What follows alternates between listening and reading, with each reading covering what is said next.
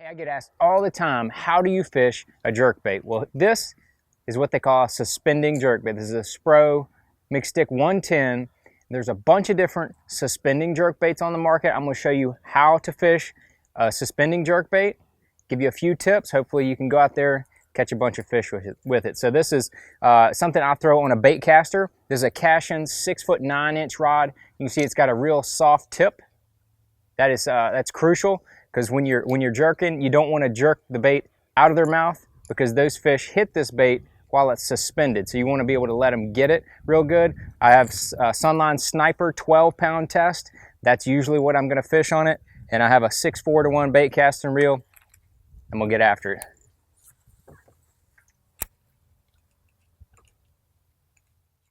So once you get your rig all set up, you're going to just make a cast with it.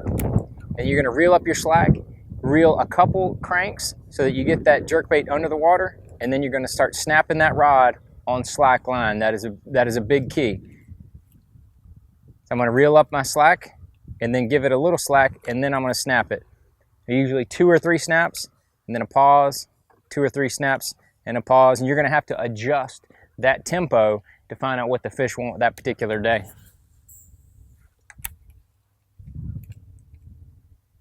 I'm going to snap, snap, stop. Snap, snap, stop. I'm going to go a little extra pause right here. Snap, snap, pause.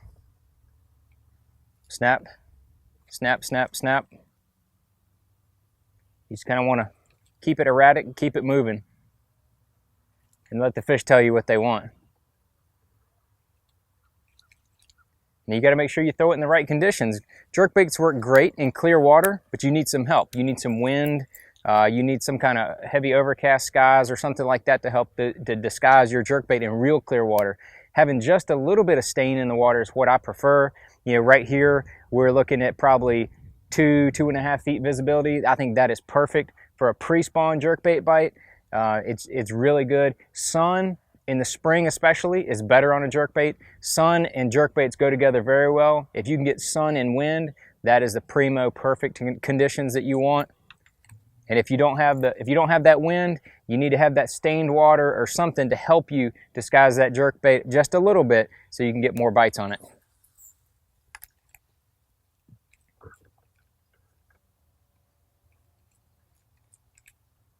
Now I'm jerking this on the inside of a point. There's a bunch of rock along this point.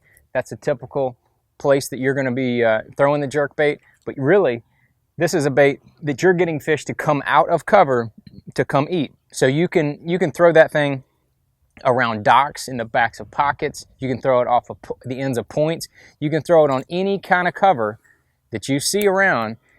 And then once you start getting bit, you'll probably start getting bit in the same type of places. Like if you're getting bit on secondary points, you need to start running secondary points. If you get bit in the backs of pockets, you want to fish the backs of pockets. If you get bit on the shady side of docks, that's another place that's real key as you're fishing this jerkbait that can be real good. Shade is also your friend with the jerkbait. Just remember that.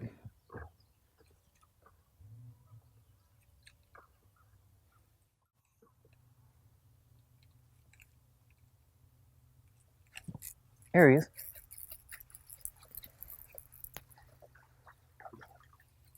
Oh, yes. A little largemouth.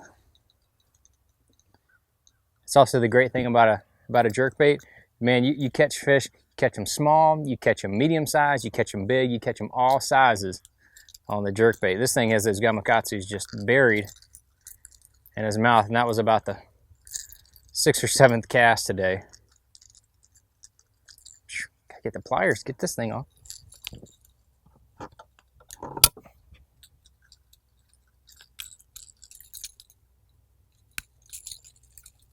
Put him back in the water, little buddy. This is a shad color. This is kind of typical of what you would throw on a jerkbait.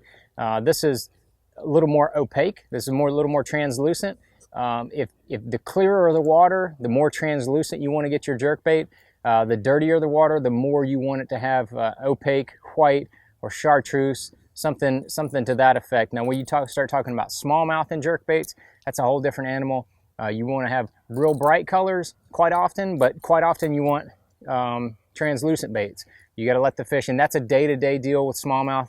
Let them tell you what colors that they want at that particular time. And I've also seen times when jerkbaits with orange bellies can outproduce any other colored jerkbait. That orange belly can be a real key, so just keep that in mind as you're experimenting and learning how to fish jerkbaits. I'm gonna see if I can catch another one.